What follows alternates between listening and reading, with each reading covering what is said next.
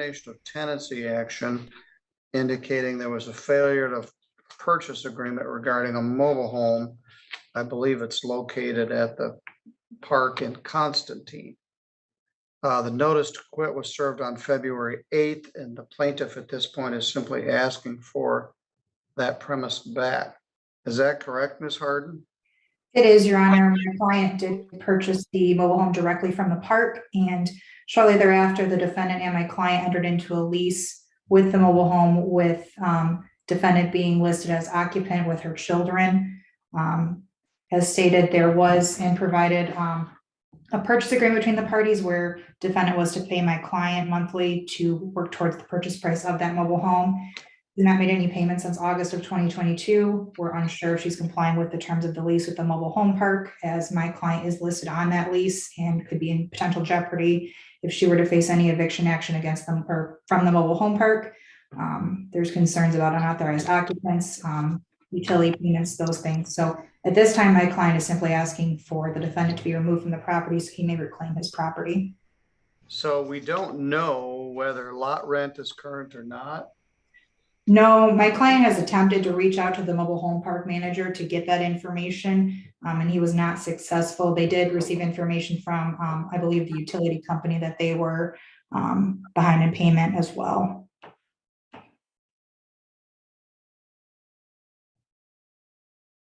All right, you said she purchased the property directly from the park. My client did, the plaintiff. Oh, the client, okay. Yep. Ms. Patil, Mr. Fenwick is here late to his own party, so I'm glad that you waited. We'll address that in a moment. Ms. Mauser, what's your position here? The last I knew, we were already in court in another county under case 20-D04-2105-SC-000745. I lost you. So you're in another county? Yes. That's incorrect, Your Honor. There was a pleading filed by my client. He's a resident of Indiana. He filed for legal relief down there. That case was dismissed as the defendant indicated she was going to start complying with the terms of the purchase agreement. So there's no pending other litigation at this time. What county was that in? What county was the Indiana case? Elkhart County. It was, no, the Indiana. Elkhart County. Elkhart County, Your Honor. But that has since been closed. All right. Is Mr. Gooden there with you? Mr. Godin. Yeah. All right. So apparently that case has been dismissed. They're indicating that no payment has been made since a year ago, August of 22, almost a year. What's your position, Ms. Mauser? I've paid on this trailer more than almost $15,000. And I know I probably owe something in late fees, and he's just never told me what he wants in late fees. Even if there was a late fee for every month of the 4 years per the purchase agreement, that's still $3,600 total in late fees. And he's trying to say that I owe $7,000 on a 30-year trailer that I've already invested $15,000 in. My position is I just want my title back. I mean, I just want my title at this point. I've paid more than what the purchase agreement that I have, because I have a purchase agreement that doesn't have the interest on it. But if that's, another thing is I don't owe APR. I never signed an APR. This was not a loan. I have one here. It's a purchase agreement for $12,500 with 9% interest. Right. That's $1,125. Yeah, 9% interest, not per month, just 9% interest. On the 290 due on of each month. And that agreement was entered into in 2018. And there are going to be issues in here. Let me see about late fees. $25 late fee. All payments that are made more than 21 days late will be charged an additional $50 late fee. I would not allow a $75 late fee on a rental agreement. So. But I can show you right here. This is the copy I have without the rent agreement or without the interest. All I don't right, know if you all can right, see well, that. slow down here. There are often two sides to every story, and there are here. So for one thing, he is terminating your tenancy, but it's failure of a purchase agreement. So he's asking essentially to get the vehicle back, but in this case, the titled property, which is a mobile home. Your rent for the lot is with the park. Right. And it's You're not- also contending, all right, well, after you got served a notice to quit on February 8th, did you communicate at all with the plaintiff? The last time I reached out to him, I just let him know, he did say he messed up on a lot of the numbers at first, and he said he was going to fix those numbers and get back with me, and I have yet to see anything of a change of numbers. Well, all right. I talked to you, wasn't? Just a minute, Mr. Fenwick, Yes. you're late. I'm staring at your ceiling fan, which is giving me vertigo, and you're talking while we're in court. So I wasn't aware you could hear me. Sorry. So just sit down for a minute. I will get to you here shortly. All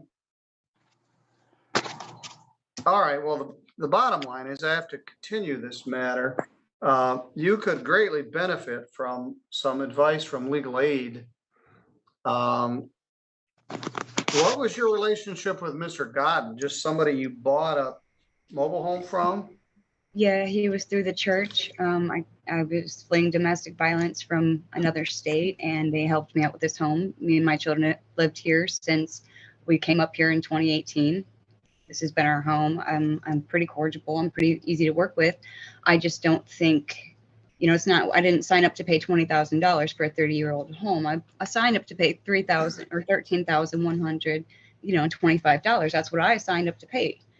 And he doesn't understand that. He thinks that because maybe he was paying an APR that I also have to pay an APR, but I didn't sign Well, up. it's an interesting question because it doesn't say per annum, per month, just 12.5 with interest of 9%. What does that mean? And normally I wouldn't allow a late fee of $25 plus $50. So we've got issues regarding that. So we don't know how much is principal, how much is late fees, what is the actual interest. If your version is correct, that it's 9% one-time deal on $12,500, we're going to have to know how much you've actually paid. I believe I Yeah. attached account payment log, Your Honor, and, You did, okay. which is helpful, but I have to fly spec it. Yeah, he's adding interest each month. This is a poorly drafted purchase agreement. And it's not And- the same papers that he issued me last time. They're completely different numbers. Well, Again, this that one case is is closed, signed. Your Honor. Excuse me, Jordan? Just, she keeps referencing a case that's already been closed. It's not relevant to today's hearing. Well, it might be if he files something which says something different in the state of Indiana than what this says, it could be relevant. The But- Indiana case was dismissed on consent because she agreed to start making payments again. So she wants to go down that road. I suppose we can at the next hearing, but he just is asking for his property back. He's not been paid in almost a year. Yes, and her contention is she's paid the whole thing off and he won't give her a title. But I haven't added those numbers up.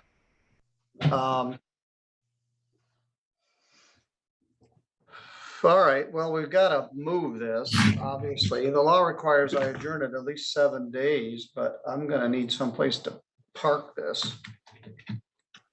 It's $13,625 that I agreed to pay for this trailer. Well, that's your version, whether that's the case Well, or of not what you have in front of needs you. to be determined.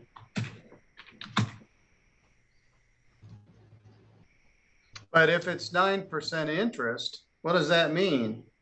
You're kind of naive in your reading of it. You just increase the price by that amount and charge no interest. So 9% one-time interest, that really is how interest works. So you have a version of how you think it should work, but I don't believe it works that way. It's probably going to be construed as at least per annum. And so that would be that much each year. But today is May 22nd. May 29th is Memorial Day. June 2nd, I'm speaking to the State Bar Criminal Law Section.